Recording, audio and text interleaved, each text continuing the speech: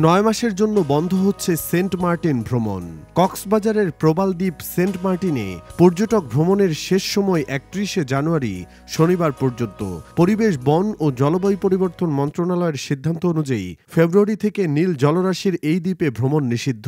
এদিকে দ্বীপের বাসিন্দা ও পর্যটন সংশ্লিষ্ট ব্যবসায়ীরা আরও ১ মাস এই নিষেধাজ্ঞা তুলে নেওয়ার দাবি জানালেও এ পর্যন্ত সিদ্ধান্তের কোনো পরিবর্তন হয়নি। পর্যটন ব্যবসায়ীরা জানান, সেন্ট মার্টিন দ্বীপে প্রতি বছর ১ অক্টোবর থেকে ৩১ মার্চ পর্যন্ত পর্যটক যাতায়াত করে থাকে, কিন্তু এবছর পরিবেশ, বন ও জলবায়ু পরিবর্তন মন্ত্রণালয় থেকে পর্যটক সীমিতকরণসহ নানা বিধিনিষেধ জারি করা হয়, যেখানে নভেম্বর মাসে পর্যটকরা সেন্ট মার্টিনে যেতে পারবে কিন্তু রাত্রিযাপন করতে পারবেন না, এমন সিদ্ধান্ত আসে।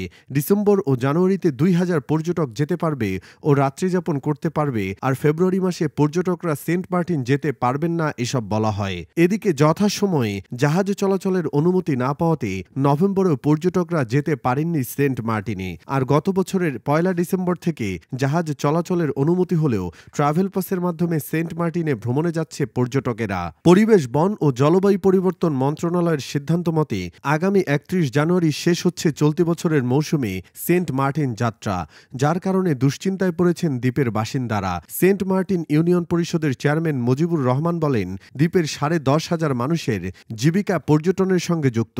পর্যটন মৌসুমে কিছু ব্যবসা করে সারা বছর তারা সংসার চালান। জাহাজ চলাচলে ফেব্রুয়ারি পর্যন্ত বাড়ানো গেলে বাসিন্দারা উপকৃত হতেন।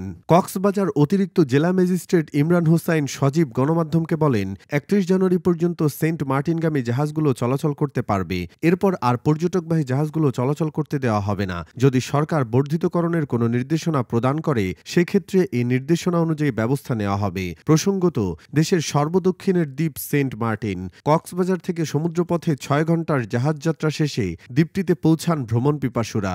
সাগরের স্বচ্ছ নীল জলরাশি আর দ্বীপের অপরূপ সৌন্দর্যে মুগ্ধ সবাই। ১৭ বর্গ কিলোমিটার আয়তনের দ্বীপটিতে বসবাস করে প্রায় ১০,০০০-এর বেশি মানুষ।